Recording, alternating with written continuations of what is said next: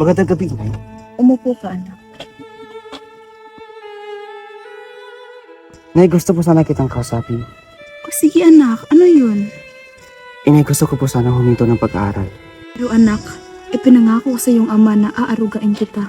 At nais kong ikaw ay maging abogado. At ano na lang ang sasabihin ng iyong ama kapag ako ay namatay at nagkita kami sa kabilang buhay. Ngunit, Inay, pagod na ako sa mga suliraning pampaaralan. Wala na akong ganang makapagtapos. Baka, Inay, anong mapapala ko sa pagiging abogado? Anong gagawin mo? Papayag ka bang tawagin ang pilibustero at ipabibitay ka? Magtiis ka at magpakumbaba ka, Placido? Nagtitiis ako? Marami ng buwan na nagtitiis ako, Inay. Nanunulisan mo na ako bago ako babalik sa universidad.